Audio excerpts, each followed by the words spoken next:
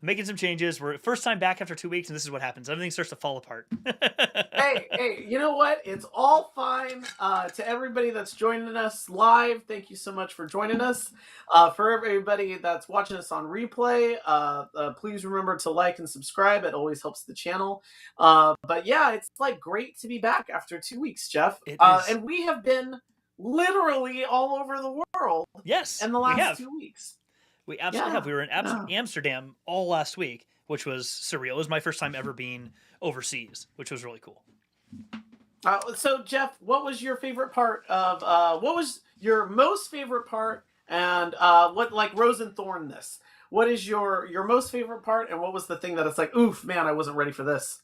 So they're almost exactly the same thing, which is kind of funny. So my favorite thing was getting to spend almost all day, every day at the media desk for our zone and the event, interviewing people, meeting all these people, interviewing them, coaching them, having a blast. That was awesome. That was also the biggest problem for because they were long, long days. Like night first interviews would like start at 9 a.m. and I wouldn't until like 6 p.m. local time. And oh my gosh, every day I was so beat up after that. So beat up. Oh, So it Jeff, was rough. did you okay, so two things. One, did you drink the hot mint tea, which I am now drinking all the time since I got back from Amsterdam. And that is in code for something, by the way. Like I didn't go and get hot mint tea and then it felt great. But did you drink the hot mint tea? And then second, did you lose your voice? I did not lose my voice. I could never once find the hot mint tea. I tried. I like tried so hard everywhere I could go to find the mint tea, but I finally found coffee. But like day 3, I think is when I found coffee. That's funny. Yeah. Kaval just joined. Hey Kaval. So Kaval was running the media desk, and I was there being in support of her, like doing the interviews and stuff like that. You did not beat me up on that, Kaval. I volunteered for the pain. It was amazing. I would not change it for the world. It just happened to be very exhausting. It was awesome. You all did great. You know, I mean, there was definitely some Kessel Chat connection points. But for anybody that doesn't know this, a drink that is often had in Amsterdam, which I will tell you this, like this isn't the garden chat, but I'm a rather regular gardener. Like I love gardening. I love growing things Mm-hmm. with my hands, Frodo Baggins style or Samwise Gamgee Samwise style. Gamgee. And like I have looked at a plant the way that Samwise Gamgee does in the extended fellowship, and so I had never in my life thought about taking raw, like just cut mint, like sprigs of mint, throwing them into a glass, a mug, and filling that up with hot water, and then putting a dash of honey in there. I don't know why that had never occurred to me. It is like my favorite drink. I since have come home from Amsterdam. I've made it. I think every single day I've been home, and because I think we're both talking about this too. We've both been sick, and that just comes with travel. But yeah, I love this hot mint tea. I almost feel very like high fantasy. I'm drinking my tea while in my little library here in my Mm-hmm. office, you know, like pleasantly you know, reading my books, Bilbo Baggins style. That's awesome. So yeah, yeah. Ever since we got back, yeah, I actually told my wife about it the other day, and I meant to go buy mint from Whole Foods just so I could do this. But I do have tea. Tea is like a thing, a staple in my life. So we don't make a lot Yes. of coffee in the morning, and ever since we got these warming mugs for Yes. Christmas, I use this. Yes. I think I told you this. I actually found that this thing helps me not drink as much coffee because I really found that I Ah. just wanted to drink something warm. So as long as I have it in Yes. this, I just have warm things to drink all the time. But I always keep like a bunch of like the yogi teas. So I've got my nighty night tea because I love my Valerian nighty night tea with a little bit of anise and chamomile, and it's I love it. Um, but we Nice. also bought some like it's called, but it's like stomachies. It's like tea that's designed to help with an upset stomach. So it tastes amazing, but it like helps like almost like probiotics. It's really good. Um, I have a like it's called like energy wise tea that has got like tangerine and rosebud and other thing, but it's actually got a little bit of caffeine in it, so it kind of helps wake you up in the afternoon. That's nice. Oh, dude, I That's love nice. having like I'm trying to minimize the amount of coffee I drink, and then just have a lot of really good tasting teas, and pour a little bit of vanilla almond milk in it, and like it just makes it taste like a nice little treat. Yes. Yes, it is. I a thing that I love when I travel is I always try to take home stuff that's like unique, like Hmm. stuff that I like even if it's simple. I brought home a bunch of the tea that they had Oh there. yeah. Because I was like, oh, I love this, and I've never seen this in the United States, so I like was I've oh gosh, like I declared it for customs, just letting everybody know. Like I wasn't trying to like bring in a bunch of other stuff, but I will say that I had a delicious amount of foods and drinks and everything that I thought like, oh, I'm gonna bring this home. I brought home some chocolates. I brought home so many different types of chocolates. I've also, of course, brought home a lot of cheese. This is, I feel like this fits in the Kessel Chat because it's kind of a smuggler's run. And although not Oh smuggling, this yes. is all goods. So yeah, I just anybody that's traveling abroad, not where you are in your home, find the thing that they have that's different from the things you have at home, and then bring them back and share them. Yes. Absolutely. Yes, absolutely. Like Yeah. it was great being out there. It was. I brought home edibles wise, and I don't mean that kind of edible. The kind of eating things I Again, brought. we keep circling it. Yeah, no, We were in I don't Amsterdam and do we those keep kinds of circling it. edibles. Like that's not a thing that I do because I get weight. I have severe anxiety anyway, and for some reason, people would think that that would help, and it does not. For me, it has the literally the exact opposite effect. It makes me more anxious and have panic attacks because I feel out of control. So no, it was not that kind of edible. What I brought home was some soft chew black licorice because I love black licorice. Like I can eat black licorice literally all day long, just like I can eat salsa all day long. I can eat Love, black love. licorice constantly. And I found a kind that had like all kinds of other aromatics in it. So it tasted not like just straight Wow. anise or licorice. It tasted like this other savory, like spicy. It was, oh God, it was amazing. I brought that home. Uh, Go ahead. I right on you. By the way, like if that isn't the most like adult thing, like when I was a kid, I did not like black licorice. I did not like that. And it's The funny you bite. say anise, and I've always grown up hearing it anise, and I don't know if what's right, and so I'm just gonna like say that, but I would think you're probably right. That flavor though is so particular, Yes. or it's like very it's I love that flavor now. It's like fennel or Oh my like God, I other love fennel. certain spices that I'm like, oh yes, like give Dude, I me more love of cooking that. with fennel. We discovered this at Trader Joe's. You can buy a 2 pack of the bulbs already like Yeah, sheared, ready to go. I've been finding like we're yeah. just gonna put those in tacos, put it in everything. Like You put it in anything. saute it down a little bit, and whatever bold Yeah, flavor you think it's gonna have mellows out, and it's just really a yeah, good addition to. Yeah, I totally love it. I brought my wife home yeah. cheese because gotta bring the family home something. I did not Gotta bring be her cheap. any. They don't call it. It's not pronounced Gouda in the Netherlands. It's Gouda, and so I didn't bring home any Yes. Gouda for her, but I did bring home some old Amsterdam cheese, like a particular style they make called Old Amsterdam cheese, and with a carving knife and all that type of stuff. And That's then I cool. brought what did I bring home? What was the other thing I brought home? Oh, so I have something I actually need to share. So I brought something not just home, but I brought it to the Netherlands, and then I brought it back with me because I forgot to actually give it to you. So everyone knows, I'm gonna share it with you here because I want you to know what it is, so I can get it to you Oh, at some point. this is Um, great. yeah, I want to get it to you at some point. Where is it? We were It is. talking about this, everyone, like while we were there, and Jeff kept saying, "Hey, wait, I have a thing I need to give you," and I was like, It's "Yeah, for yeah." you. It's just I this is a so Ryan hit his 10-year anniversary at our company, and I wanted to that's do a right. little something nice for him. So I got you comic books because that's how it works. That's what I Oh, do. that's so great. So I got you to start off with. I got you the trade paperback of Star Wars: The High Oh my Republic. gosh. This is the trade paperback from the main run of the High Republic from Phase One. So Oh my gosh. there's like 9 different High Republic comics that happened during Phase One. This is the main Star Wars: The High Republic. There's also the High Republic I love Adventures this. and a bunch of others. But this is the trade. I forget how far along in the story it goes, but this is the trade paperback from that. So I have, is it volume one? No, it's just, this is called There Is No Fear. I think there's actually a volume two of this, but that way you can That get is yourself awesome. in an easy way into the High Republic. That's I part love one. I this. have this for you in a Thank you. nice red comic book bag waiting. Number two is from Phase Two of the High Republic. And this is, actually got you the variant edition of this. This is Oh, issue I number love one that. of the High Republic, The Blade. This character is introduced in the High Republic, the first book, which is The Light of the Jedi. I got you the blade. His name was Porter Engel, and he's a cook. Oh wow. He's a cook on a planet that is featured in the first book. And later on, people say, wasn't he referred to as the Blade? And he's just kind of talked about wistfully. This run tells you how he got the name the Blade of Bardota.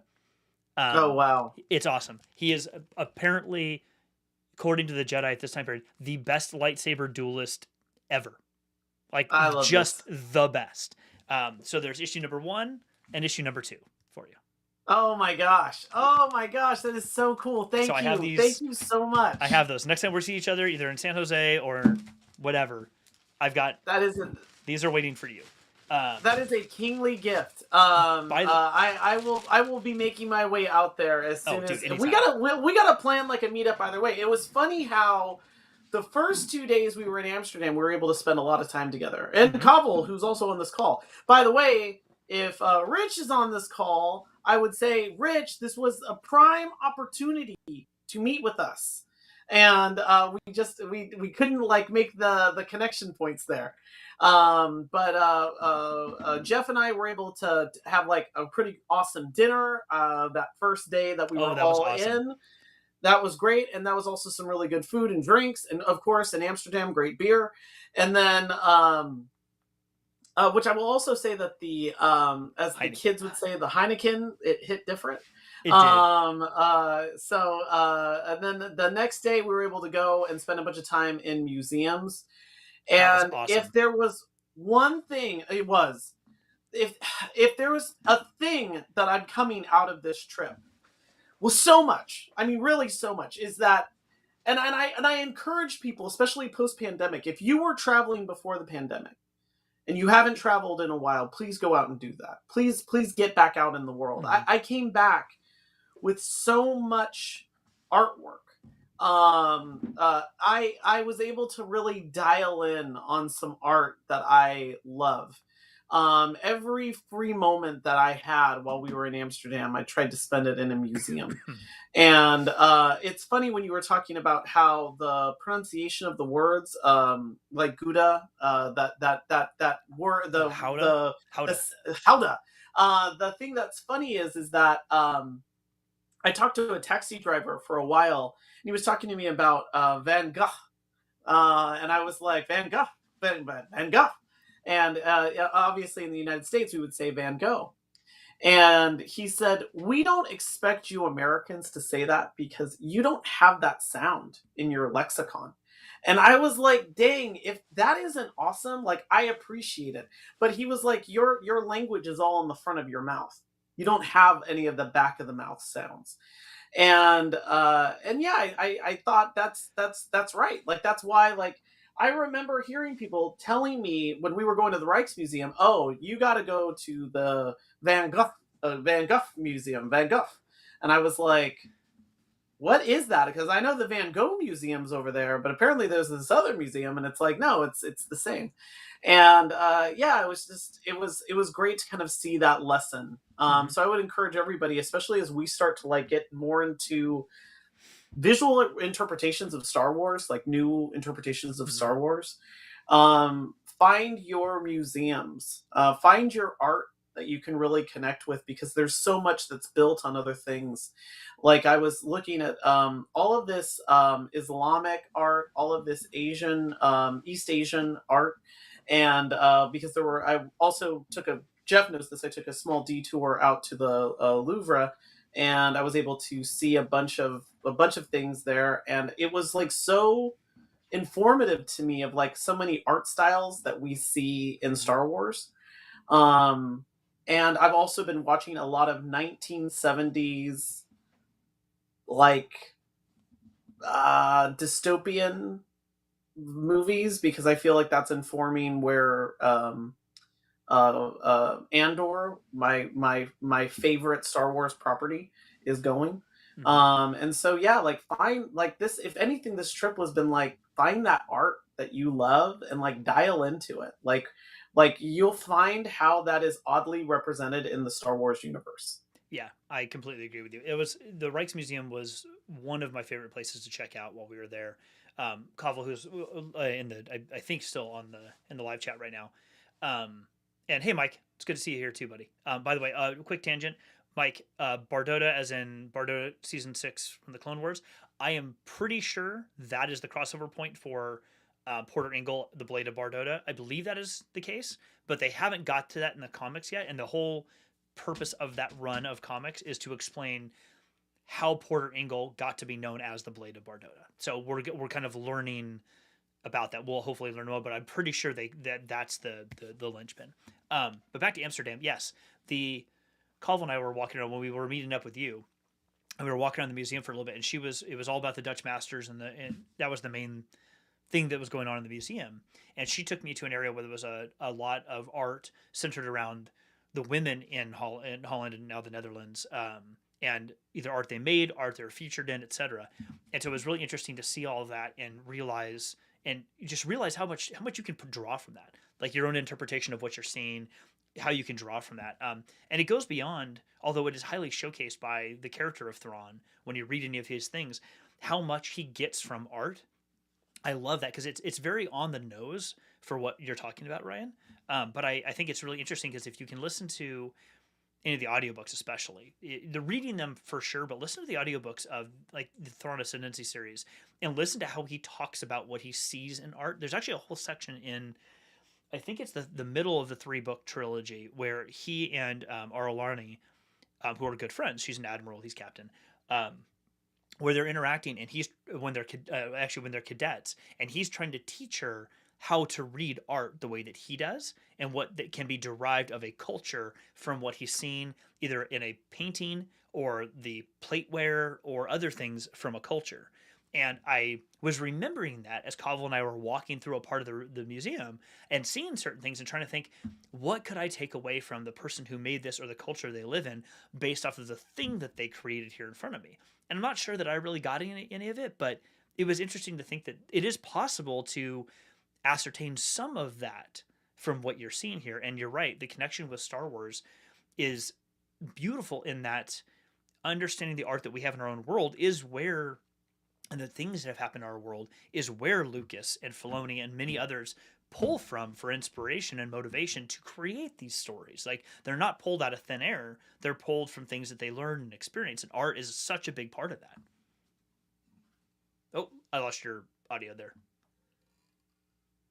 Sorry, thank you. I just completely agree. Like I was trying to describe this to someone like I the when I was in Paris, the trip that the walk that I did through that museum was basically the walk through historical art time, where it's like, statues, and then the statues that kind of lent to this form and model being then, oh well, let's try for more realism, and then this leading to this type of artwork, the paintings, these paintings kind of there seemed to be this like nice through line of Mm-hmm. concepts that were building on each other cross culturally, I might add. Like this is like one group would impact another group, and then suddenly the you learn from the art, and you obviously even see it too in like the cooking and the food. Like this culture would hit this culture, and then suddenly their art would influence each other, their foods would influence each other.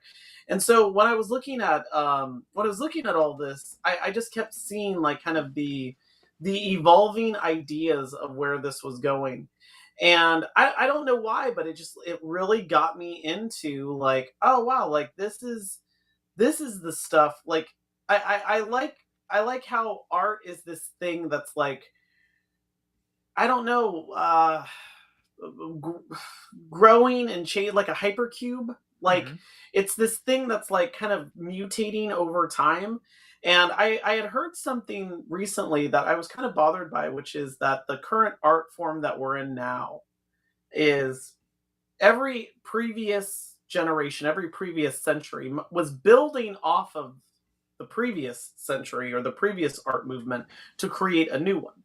But our current kind of like postmodern world is it's just we're just 20th century art forms in HD format. And I guess the thing that I was bothered by that, because I thought, no, there's a lot of like originalists out there. There are people that are building, like, I feel like one of the things that people didn't like, Tenet, Tenet was, I don't think, as well received because it was such a complex idea of time and dealing with time. I also just got done watching the entire. I binged all of Severance, Mm, and a very common idea in art is identity and memory. A very common idea in film is memory as identity, and then like the loss if you lose your memory, like what who are you really, yeah. and the time constraints that are inside a film. And I guess I think this is like the time for Star Wars to be alive, because you really can do a lot of really great things, and I think that's why Andor is singing to me so well, is Mhm. because it really is building off of. I don't think it's just 20th century ideas in HD. I think there's a lot of really smart things that it's doing. It's pushing forward what I think is the pre the pre like Soviet fall of Soviet Union dystopian vision, and like elaborating on that, like and making that more real. Like there's almost like a brutalist like view of what Andor's trying to come up with. I don't know. Like I really feel Yeah. like I'm coming off my high of spending like hours in museums, but I just am so excited that Star Wars is alive right now and like contributing to that. I love how you describe that. And something about Andor that you just made me think about is so often when it comes to dystopian stories, we are dropped into that story well down the path. There's a Yeah. well worn path that exists already, whether it be way in the past, like the 1984, or Fahrenheit 451, or Soylent Green, or whatever it happens to be, all the way Eon Flux. I don't know if you want to get down that all the way now to like the Hunger Games and things of that nature. But what I find it fascinating about Andor specifically is that we are seeing the dystopian machine build up. Like, yes, the Yeah. Empire exists and has existed for a bit, but it also hasn't. It's not completely all consuming. Like there is still a Senate, there is still an active Yep. Senate doing things. People still have a hope that this isn't what they suspect it is. The rich are kind of like whatever, I don't care. Most everyone else is like, if I just ignore it, look, there's still a Senate. There's still enough artifacts of what we are used to. I think that's actually a good tangent to a comment you brought up earlier about the Bad Batch. Um, there's still enough artifacts that exist that are active to give people enough of the illusion that they can convince themselves this isn't going to affect us. So that when it does Yeah. finally affect them, or little bits happen here and there, it's the slow cuts over a period of time so that you don't notice them until you finally look back and go, oh shoot, this is where we're at. And the tangent here is, and I don't have the spoiler warning, but I'll just tell everyone spoilers if you haven't seen the Bad Batch, and now Ryan hasn't caught up yet either. But in one of the recent episodes, I think it was a couple weeks ago, there is a scene where the Bad Batch end up on Coruscant for a mission, and Omega ends up with I think her name is Senator Chuchi. We met her in the Mm. Clone Wars when she was a kid. She's a Pantoran. She was a Pantoran senator, and we met her when she was a kid and just became senator. And there was a couple episode arc in the Clone Wars many years ago. And well, now she's a bit older. She's not terribly older because the timeline's not that far in the grand scheme of things. But she is older, and she's a respected senator. Um, and Omega's paired up with her to do something. And what's interesting is you watch the Senate do their thing, and at the end of the episode, when the story culminates and you're like, ah, they got him. The Emperor shows up in the rotunda, the Senate rotunda, which is alluded to earlier in the episode that that's an Hmm. uncommon thing to happen these days. He has faith in the Senate, but he shows up Hmm. and he gives an entire speech, and the speech ends with, and I think because of all this stuff, this is all about like the clones and things happening. He ends up saying, I think this is exactly why we need to have my stormtrooper program. And most of the Senate's like, yeah. And the people that we know, the Bales or Bail Organas and whoever else, are like, crap, Palpatine outmaneuvered us. Like, he Hmm. did it, and he got us to do it for him. Like, he's not even involved, but he literally, you could see it was orchestrated so that the things that laid out was clearly what he planned to happen. And it was interesting to me because it connects exactly what you said. Like, we're watching the dystopian engine build up momentum, and what we saw in that one episode of the Clone Wars, sorry, of the Bad Batch, is that come to life. We get to see it Yeah. literally happen and go, oh, for those who are paying attention, you see it. From How I Met Your Mother. Sometimes you never notice anything until someone says it, and then the glass shatters, and now you can't not see it anymore. That's exactly what happened for these people. They like their glass is shattered. They can't unsee this, but most everyone else is ignoring it or just doesn't realize it's happening yet. Yeah, I really feel like this is an area for this like post, Disney ownership of Star Wars. Like this is the area to mine. When I was buying the Dark Horse comic books way back when, the Dark Times comic book series was the comic book series that I bought the most. I did buy a little bit of the Cade Skywalker, like future Star Wars visions. Like I Mm-hmm. really enjoyed that. But I feel like there's a lot to mine in the Dark Times, and the politics is just so deep there, and it's really built. It's this is also like Star Wars is like home, if that makes sense. Mm-hmm. Star Wars comes out of this time. Like, yes, it's influenced by Buck Rogers. Yes, it's influenced by the serials of Flash Gordon, all these things that George Lucas saw. But George Lucas is writing this in a, you know, Watergate time, 1970s. He's dealing with this with these large concepts and terms that are all like building off of things like 1984 and a Brave New World and all of these stories that have been told in like the late 50s, early 1960s. All of this complexity of like, what is it to live free? What is it to live unoppressed? Mm-hmm. How does one go about fighting fascism when when it's appealing to so many? Because they thrive on order more than they thrive on justice. I think that that's why this works so well, is that this is Well, like where what's Star Wars was born, so and it's like what's bringing it back home. well, what's so interesting about that comment you just made, because so many people, there's a number of people who thrive on order more than they thrive on justice. And what's interesting about that is that also gets to things that we're dealing with in the real world now, which is privilege. Yes. The reason those people, and I will emphasize the phrase those people, in Star Wars as an example, but anywhere that are able to thrive on order, at the behest of justice, is because they're typically the ones who benefit from the justice that already is happening, and they don't have to worry, so they can prefer order. The problem is the vast majority of people don't get any justice out of the system at all, so whether they have order or chaos doesn't matter. Justice doesn't exist for them, and so it has the negative effect on them. But I find that so interesting that it's a privilege thing, and we see that at, what did you say, it was Space Miami or Space Fort Oh Lauderdale? yeah, yeah, in the yeah. one I was like, it's Space Miami. in that one episode Because of Andor, like we see that, like this is a clear example of other, like even when he's being followed by stormtroopers and kind of moves out of the way, everybody else yeah, that's sitting on their benches is just kind of like, okay, whatever. like whatever. It Doesn't doesn't. It it just doesn't I affect me. like they're at an amphitheater watching a concert and it's just happened, or a stage performance, and it's, oh, you're the live actors that are running through the audience set. Doesn't affect me at all, so I'm not going to do anything. Yeah, I mean, it's the difference. Like, there's a lot of things that I think that Star Wars is trying to explore right now, and I think that in the Andor series, I think that you see it in the Bad Batch as well.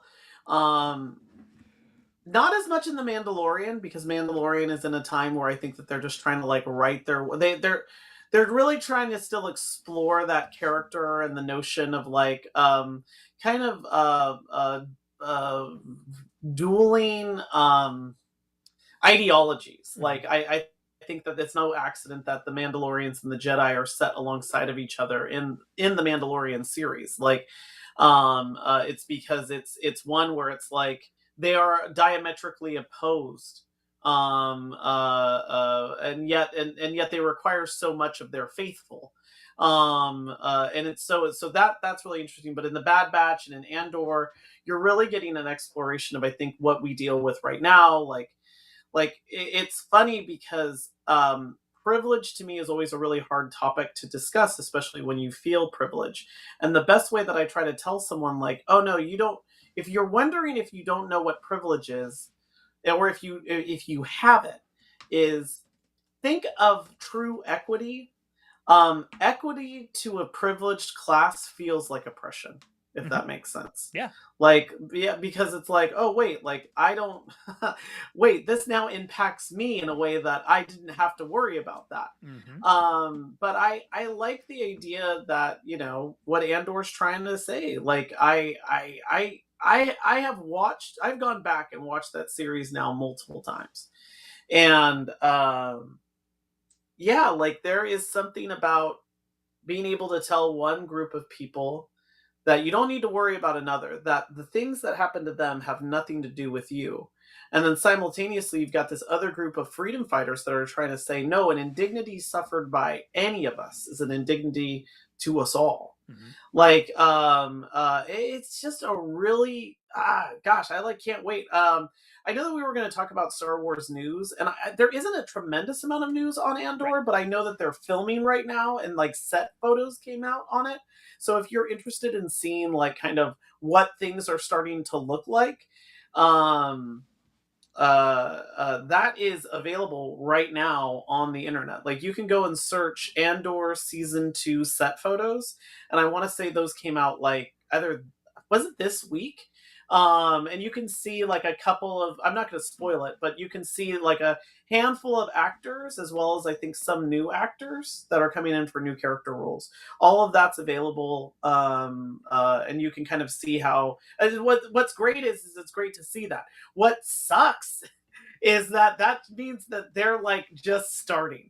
Like we are some time away from season 2 of Andor. Hmm.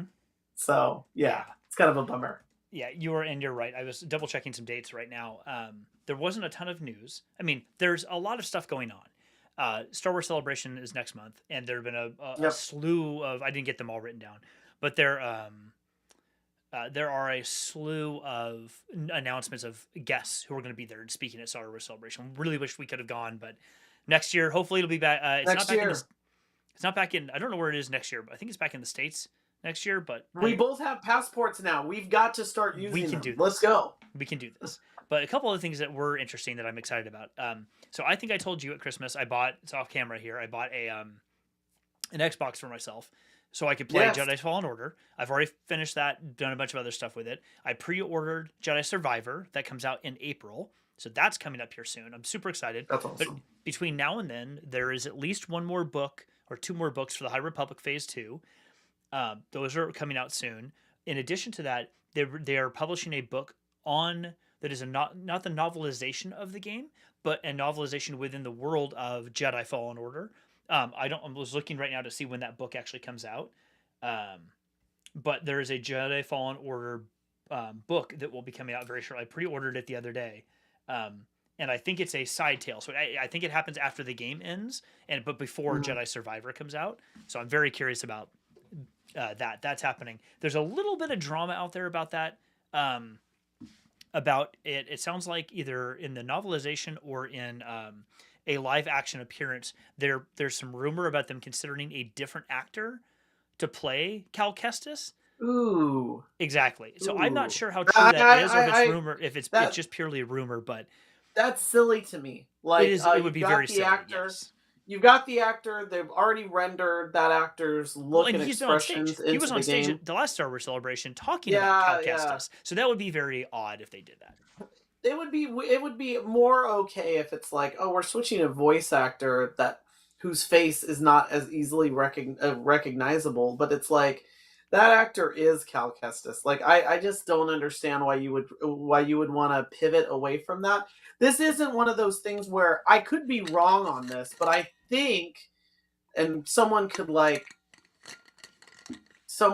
correct me in the comments, but in The Last of Us, with the original game Last of Us, I want to say that the characterization was modeled off of Elliot Page when Elliot was Ellen Page, and that was where a lot of the look of the character came from a Mm. long time ago. Well, that was when that actor was like a lot younger. Yeah. Well, that actor is older now, so you can't like go back.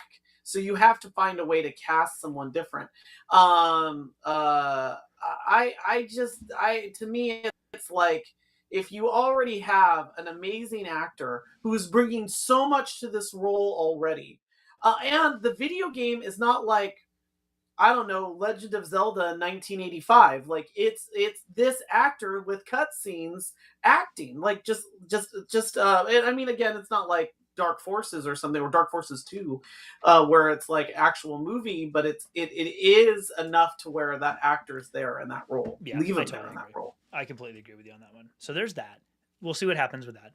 One Yeah. very interesting piece of news I wanted to drop kind of towards the end here is there was an article that came out about what's his name? What was the actor who played the original Chewbacca? I can't. James Mayhew. Oh, Peter Mayhew. Peter Peter Mayhew. Mayhew.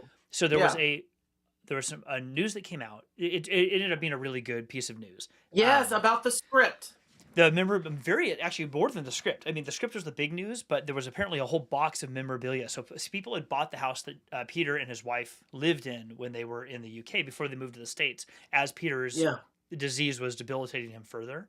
And he couldn't get up into the attic to get, along with other things. They had to move to kind of take care of his health. And the couple who bought the house from them found in a box in the attic, among other things, an original script from one of the movies. And they got it appraised and they were going to sell it. And Peter Mayhew's widow reached out to, I forget which auction house they were going through. And basically, what it turned out, what they ended up working out is that they agreed to pull that from the auction because she explained this wasn't something that we lost. We couldn't get up there anymore. He physically couldn't do it anymore. It was a whole reason for it. And so they asked, please don't sell this. This meant so much to her husband. And so the couple decided not to sell it. It got donated to the Peter Mayhew Foundation. And the request was that it was, I think it was to be sold or to be kept, but it can't be like all the proceeds have to be used Have to go by, back to the foundation. Yeah, have to go exactly. back to the foundation. So Like it can't be like they weren't going to give the box back over just to his widow directly, but that the money would actually go to in the like yes, to support like the foundation, which I thought was a exactly. very fair. But that 100%. script, I know that script was like going to be run down because it's like anything that's original from that time. It's like man, you can clean up. Yeah. Yeah, That was absolutely. I thought that was a really good story because it turned out the article, the way that what I took from the article was that his wife didn't necessarily want it. She wanted to ensure Yeah. that it didn't just get sold for profit, that that because it was so meaningful to her husband, that could go to help other people who are dealing with the same sort of thing that her husband dealt with that caused him to pass away. And I thought I'm with you that like that's a totally reasonable request and I'm glad it worked out the way it did. Yeah, I mean, I just feel like you have to. I saw that in the news, and I think it was either Christie's or something Yeah, like the auction house, like they pulled it, and it was just like that's like the right thing to do. it Like is. it's not like those people that had, it's like, oh, I bought a house, and then I found out that someone shoved, Action Comics Superman 1 in the wall, and now I'm going to sell that and make $1 million. Congratulations! Like I too am planning to insulate my home with a handful of X-Men comic books. It'll be a nice as whoever buys my house, like it'll be a really nice like surprise when you go to remodel. But like it was just the right thing to do. It was nice to see that. I will say that the big news that has been I think happening a lot lately is Disney is trying to find a balance. And I have thought this was like amazing. I will say really quick though, another bit of news that I found out this week was it was confirmed, I think within the last month, that George Lucas had originally intended Darth Maul to be the big baddie that would have run through three movies with uh, Emperor Palpatine. And I've thought about that a lot. Like, yeah, I've always been big on like, it's good to have a consistent villain that you're kind of growing with. Villains make heroes. Um, but The other thing that's been really talked about is there's been this huge shakeup at Disney. Mhm. Bob Iger's back, and they are really eager to try to like get some things back on track. And some of it has been like what they feel like is kind of a dilution of their brands. Yeah, That there might be too much Marvel out, and they had already decided that there was too much Star Wars out. Although in April, they're going to apparently announce that there is going to be a new Star Wars movie. They just, they're trying to like sort out exactly how that's going to shake out. But they are trying to figure out now a balance of how much Star Wars and Marvel is too much Star Wars and Marvel. And people might have already seen in the last 24 hours a bunch of movie dates have also shifted around. mhm. The Marvels, which is the sequel to Captain Marvel, has been moved out. A couple of movies have been moved in. Um, it's a really interesting time right now because I think that they're going to slow roll the production of things like Andor. There'll be less Star Wars, and I almost think that might be a good thing. I agree with you. Yeah. I think that's a good thing. I think they need to. I don't need so much of this. I I, need thoughtful deliveries of stories. That's what I yes, need. I'm with you 100%. I want people, myself included, to be able to live in these stories for a bit Yep. longer before we get the next thing. Because part of the Yes. problem with the Netflix style, you can just watch anything as quickly as you want to. Not that Disney does that. Obviously, they do it, week to week. But Yep. the downside to that is once you have it, you have it. And then the next thing that comes out, it's really easy just to jump into the next thing and not necessarily live in that story for a while. Um, I want to make sure that these stories do still come out. Skeleton Crew is still made. The Acolyte is still made. These sorts of things. Yeah. I just don't need them to happen super fast. And I love that one thing that can happen in between all of these properties is these various books, these comic books that can help fill the gap if you Yes. really want. If Yes. you want to live in these stories on a daily basis, but you want something new and fresh on ongoing, that's what we have comic books for. That's what we have trade paperbacks and novels and audiobooks for. Is there's so much that you can get involved with that doesn't have to just be a TV show or movie, so that when you do watch those things, they become more satisfying and they really tug at the emotional and the mental, the storytelling strings that we really want to grab onto. They don't just become diluted like you got to put out a monster of the week, Scooby Doo sort of show. No, I completely agree. And this is the agreeing chat. I'm looking around my office right now for a book that I just picked up very recently, and it's almost embarrassing. I was in a bookstore and they had a copy of the Kobayashi Maru, which is a book that is from like the late 1970s, and it's Mm-hmm. like it's a story on like this is how Captain Kirk, and I've like walked it around my office, and of course, so now I don't have it. But I love books that are like that, and in fact, that was how franchises like Star Wars and Star Trek were able to live on for so long during those times where there wasn't a new movie or there wasn't a new television series. There was always a book or a comic book or something else that was on that you could really engage with. And so I hope that they actually take advantage of more of that print medium, more of that, more of the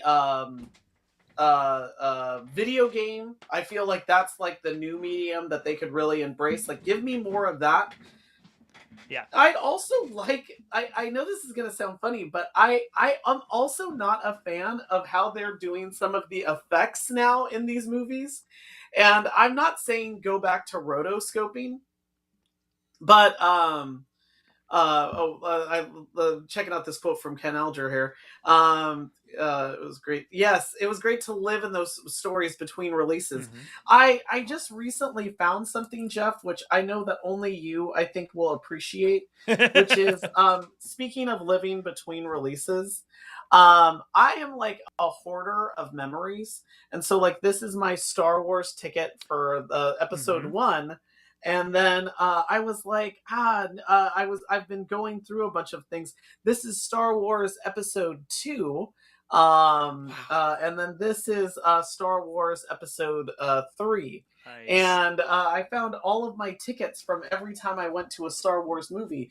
And there was something so special about having to wait. Like the wait between episode 1 and episode 2 was like unbearable. Like I knew it was going to make a time jump. I knew that Anakin was going to be recast. Nobody knew what was going to happen. Like no one had any idea Right. what the movie was going to be called, like what this was going When to that be. happens, you almost it was sort of like when the Force Awakens and then the Last Jedi in that time period, you're almost sitting back going, if I just watch the Force Awakens hard enough and enough times, that it will manifest the next set of stories magically. Like I remember Yes, that with the you watch the Phantom Menace and like, okay, but if I just see that ending again, the movie will just come out magically afterwards. I this is gonna sound really funny. I think Phantom Menace is probably the most watched Star Wars movie that that I watched more than any other Star Wars movie, and it was Hmm. because when I got it on VHS, I might add, Letterbox, that when I got that movie, big thanks Letterbox. to my ex girlfriend in high school at the time, who also got me the one with the little film strip in it. Yes. Um, uh, I watched that movie endlessly in anticipation of episode 2 coming out. Like all I could think about was like, man, like I can't wait to watch episode 2. And that's what and again, I'm not saying like, and then I was rewarded. Episode 2's got a lot of problems. And episode 1, again, you've heard me say this. Episode 1 is a solid film. Welcome to my TED Talk. Or thanks for attending my TED Talk. I could like make this whole argument as like episode 1's like actually like a good movie, or at least a good film. But it was great to live in that space between when those movies were coming out. Hmm. And it was 3 years, and it had been even longer between when Return of the Jedi ended, and episode 1 when episode 1 came out. I just the anticipation for it was so great, but it was great to just like live with those characters. There were like all of these novels that came out, these Obi-Wan novels that came out after episode 1, which was all about like Qui-Gon and Obi-Wan, and like Obi-Wan struggling as Qui-Gon's apprentice. Qui-Gon had this other apprentice, I think his name was Xander, which you can never trust a Xander. And it was great. It was like such a cool thing at that time.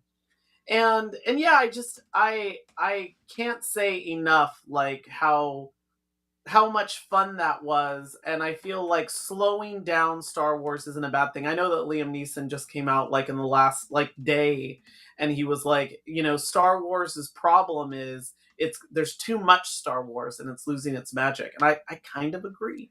Yeah, I'm with you on that one. It's one of the reasons why I've gravitated so much to the High Republic books is that there's a whole other element that you can explore and live in, that I think gets lost in delivering TV shows and movies. Hmm.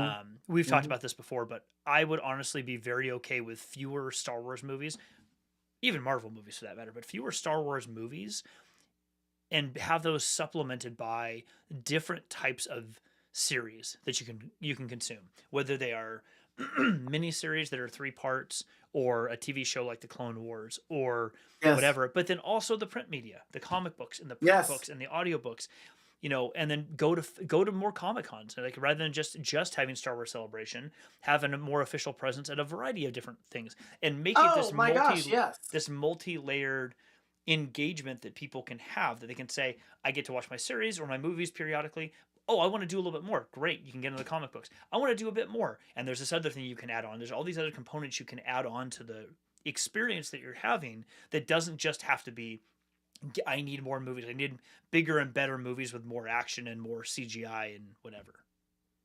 We started this discussion about artwork, and I know that we're coming to the close of this episode, and so I'll just say that you just talked about going to cons, and if you want to see like some amazing artwork, like generated by real fans, like people that like love this stuff, go to your local con. And I want to say like, oh gosh, it's just outside of my reach.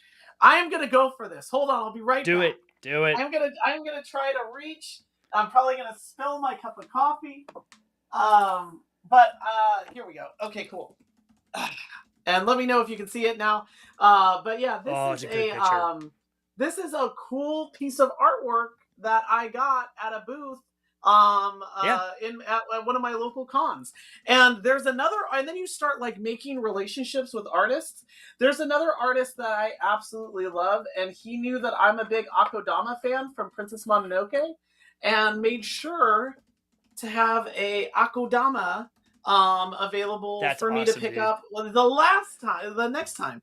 I love going to cons because there's so much that you can do there. I've got all of this stuff. I've got more artwork now that I really have room for Let's in see if I can. my office. I can't get the camera closer, Um, but to your point, right here, this piece of art and this piece of art. This features the 501st from the very mm, last season of the Clone Wars, where Ahsoka came back and they painted their helmets yes, to match Ahsoka.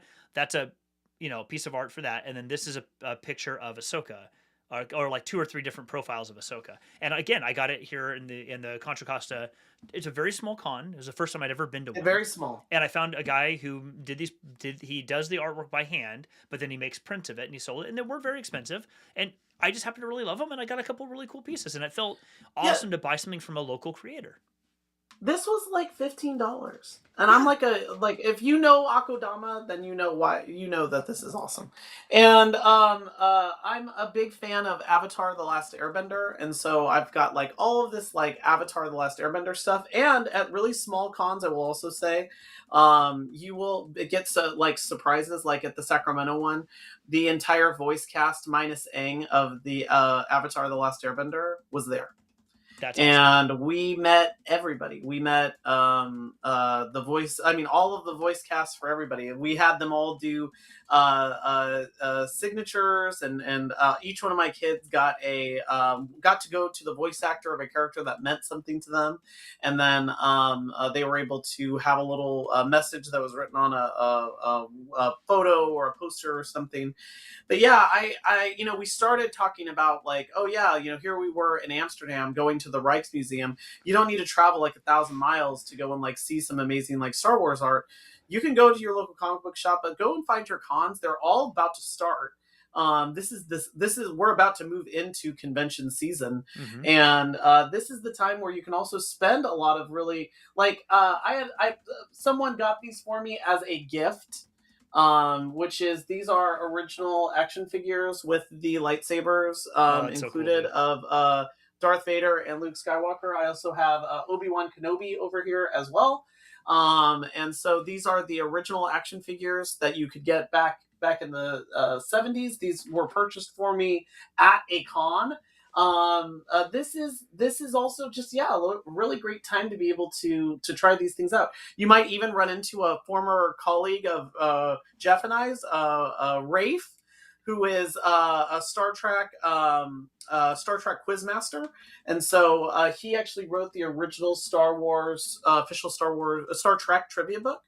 So yeah, there's like a lot of really cool things you can get out of cons, and yeah, I think I know that's that a we're running out of time, yeah, but no, but I I just think I can't plug it enough. I just want to reinforce what you just said, that I we started off as kind of news stuff and all these sorts of things, but at the end of the day, traveling for the two of us gave us this exposure to, you know, Yes, you don't necessarily need a lot of new. I shouldn't say that. We don't necessarily need movies and TV shows to give us the stories that we all really want to enjoy, or we don't need them that frequently. We don't. We feel like we do because it's easy to see all this new content on Netflix and other places.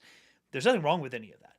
However, if you let yourself just live in the stories that already exist and interact with people, go on TikTok, go on Instagram, places where you can find a community, go to a Comic Con, join our YouTube stream and watch these things, join other streams, listen to podcasts. There's so many people who have different takes. We've had Chris from the Dark Side Divas on a few times. Anyone who follows that, great show, great their show. show, yeah, they're actively breaking down each episode of Obi-Wan Kenobi right now. But Yes, that's what they do is they live in an entire episode of a show for a while. They live in a show for a while, and it lets you live in these stories and really enjoy more about them than just simply I watched it once, it's good TV, and I move on to the next thing. this can be much less about just consuming good content and much more about enjoying a set of stories that can last with us for a long period of time. No, I agree, especially in this like kind of middling time when like shows are starting to wind down and there is going to be a little bit of a gap. Like it's like what Ken said, like live in those stories between releases. Like this is the time for that. Also, there's a lot of really cool stuff. And I know that we're wrapping up, so I'll just say this really quickly. If you haven't gone and checked out the art AI generated Star Wars art, do so. You can see what would Star Wars look like if directed by Wes Anderson, or what would Star Wars look like if it was an '80s dark fantasy movie. Which I would say Return of the Jedi is kind of an '80s dark fantasy movie. But it kind of reminds me of like the early 2000s. There was a movement to see everything in steampunk, but those all had to be done by a human. This is AI driven, and so if anybody's done like the Lens AI or things like that, like you know that it's a little bit of the uncanny valley. But because it's never going to be produced, it's kind of like it's kind of fun because it's eerie to look at. It's something I don't know what it is.